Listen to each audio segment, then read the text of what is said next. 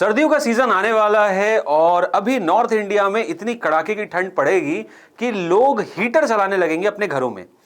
तो मेरा नाम है आदर्श राय और मैं आप सभी का स्वागत करता हूं infinity learn NEET by Shri Chaitanya के इस बेहतरीन प्लेटफॉर्म पे, जहां पे हम आज जानेंगे कि क्या हम हमारे एयर कंडीशनर्स को यूज कर सकते हैं विंटर्स के टाइम पे। भाई देखिए, सर्दियों के टाइम पे सिनेरियो ये होगा, नॉर्थ इंडिया में अगर मैं बात करूं, वेस्टर्न उत्तर प्रदेश बोलूं या फिर नॉर्थ इंडिया में पंजाब, हरियाणा, दिल्ली एनसीआर पूरा रीजन, इवन मध्य प्रदेश, यहां भी आप देखेंगे कि टेम्परेचर बाहर का 3, 4, 5 बिलो 10 डिग्री हो जाता है और हमें बड़ी दिक्कत आती है। खासकर से एजेड लोगों को तो बहुत ज्यादा दिक्कत आती है, क्योंकि उन लोगों को चाहिए कि यार टेम्परेचर अबव 18 या 20 की रेंज में रहे। अब नॉर्मली हम सोचते ये हैं कि एसी में टेम्परेचर सेट करने का ऑप्शन होता है, तो क्यों ना एसी का टेम्परेचर हम 21, 24 सेट कर दें, जिससे कमरे का टेम्परेचर 21 या 24 हो जाएगा और अब हमें वो सर्दी फील नहीं होगी।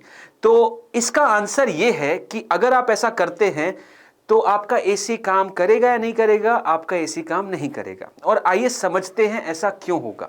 तो सबसे पहले तो हमें यह जानना है कि एसी में देखो बेटा, दो पार्ट होते हैं। एक होता है आपका इंडोर यूनिट और एक होता है आपका आउटडोर यूनिट। ये इंडोर यूनिट होता है, आपने देखा होगा घरों के अंदर होता है, और ये आपका आउटडोर यूनिट होता है। ये बेसिकली एक स्प्लिट एसी का मॉडल दिया है। ऐसी विंडो एसी भी होते हैं, ये नॉर्मल वो एसी है जो इंडिया में रहते हैं। ऐसी विंडो एसी भी होते हैं जिसका इंडोर वाला यूनिट घर के अंदर तरफ रहता है, उसका आउटडोर जहां से हवा बाहर जाती है वो बाहर की तरफ रहता है।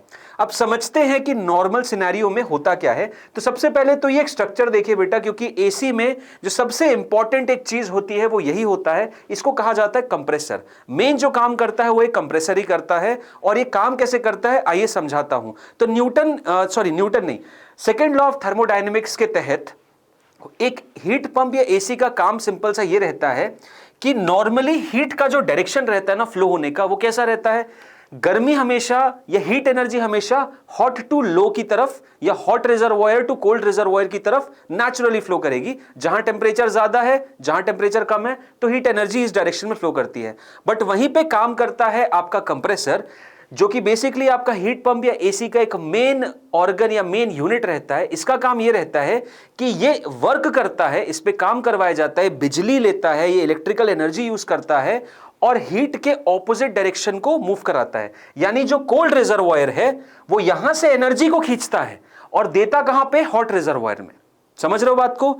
तो इस तरीके से गर्मियों के टाइम पे आपका कमरा बहुत ही ठंडा रहेगा, क्योंकि गर्मियों के टाइम पे आपका कमरा जो है, मान लीजिए उसमें एसी चला दिया है, उसका टेम्परेचर अभी 26 है। अब अगर एसी बंद कर देंगे तो टेम्परेचर 30, 34, 35 हो जाएगा जैसे बाहर का है।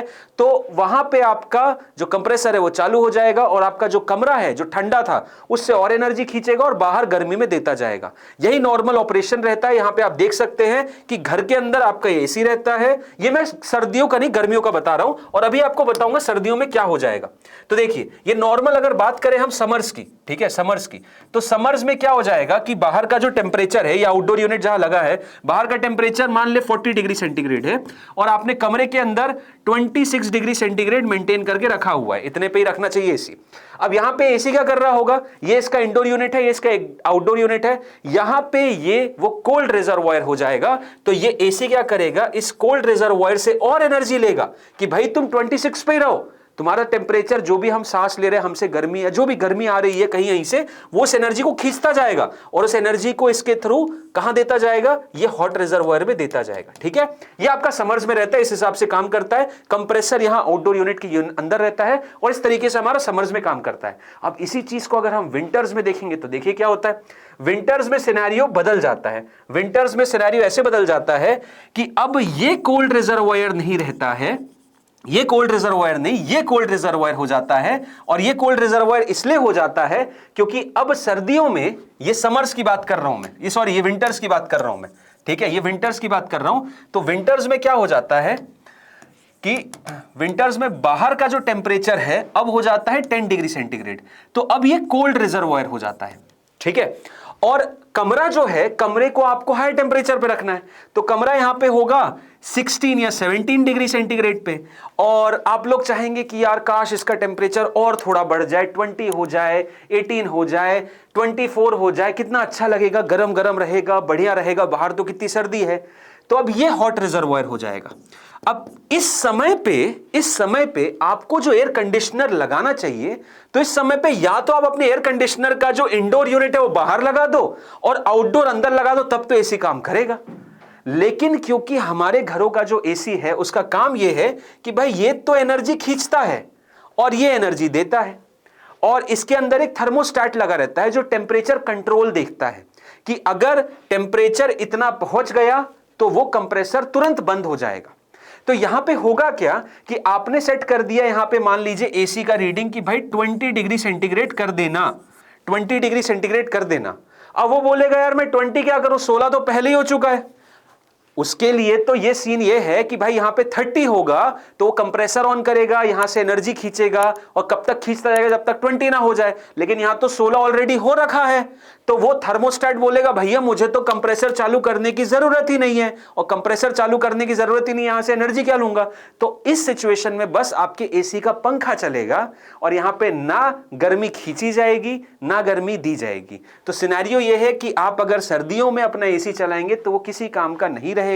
हां, आप इसको बाहर लगा के इसको अंदर रख देंगे तो जेन्युइनली आपका शायद काम करने लग जाए। बट हां, उसमें भी इसकी रीडिंग नॉर्मली हमारे जो एसीज रहते हैं 16 से लेके 26 के बीच में वेरी करते हैं, तो 10 पे तो वर्क नहीं ही करेगा, ये भी बात मान के चलिए, ठीक है। तो ये नॉर्मल सा आपका कॉन्सेप्ट रहा कि हमारे घर के एसी वर्क नहीं करेंगे। बट मैं एक और चीज यहां पे एडिशन देता हूं, हम जो एसीज नॉर्मली इंडिया में सेल होते हैं या हम खरीदते हैं वो रिवर्सिबल एसीज नहीं होते।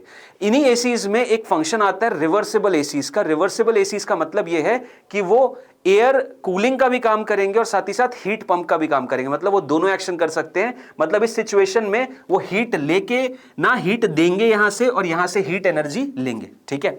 तो ये सिनेरियो रिवर्सिबल एसीज का रहता है जिसमें सर्दियां और गर्मियां दोनों में काम करते हैं। बट नॉर्मली हमारे घरों में इंडिया में रिवर्सिबल एसीज उतने ज्यादा चलन में नहीं है, we are not purchasing that, तो इसलिए आपका एसी वर्क नहीं करेगा।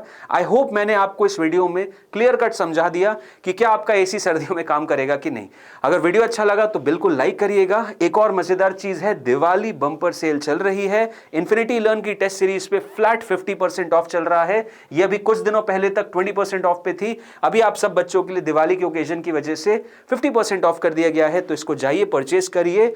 2999 में आपको ऑल इंडिया टेस्ट सीरीज मिल जाएगी जिसमें आपको बुक्स, PYQ सारी चीजें मिलेंगी, अपडेटेड नीट स्केड्यूल पे, अपडेटेड नीट पैटर्न पे। और साथ ही साथ एक बहुत इंपॉर्टेंट न्यूज ये भी है कि भाई आपको जो रैंकिंग मिलने वाली है वो सारे श्री चैतन्य के इन हाउस स्टूडेंट्स के साथ मिलेगी ऑल इंडिया लेवल पे। तो उससे आपको ये भी पता चलेगा कि आप ऑल इंडिया लेवल पे कहां स्टैंड करते हैं। एक बहुत अच्छे इंस्टीट्यूट के साथ टेस्ट सीरीज में एनरोल होना बहुत ज़्यादा इंपॉर्टेंट हो जाता है हर एक सीरियस नीट एस्पिरेंट के लिए, क्योंकि तभी आपको पता चलता है कि हाँ वेयर यू आर स्टैंडिंग। तो इसी के साथ हम वीडियो को क्लोज करेंगे। इन्फिनिटी लर्न की ऐप पे जाके आप इसको परचेज कर सकते हैं, इवन वेबसाइट पे परचेज कर सकते हैं। तो आप जाइए, तुरंत डाउनलोड करिए, स्कैन करिएगा, ऐप स्टोर, प्ले स्टोर दोनों पे अवेलेबल है। तो बस वीडियो को क्लोज करूंगा। अगर अच्छा लगा तो बिल्कुल लाइक करना, और कोई भी अदर कॉन्सेप्ट या आपको लगता है कोई टॉपिक है जो आपको समझ नहीं आता, कमेंट करिएगा कमेंट सेक्शन में, पूरी कोशिश करूंगा उसको आपको समझाने की। तो मिलेंगे अगले वीडियो में, तब तक के लिए thank you, bye bye and take care all of you.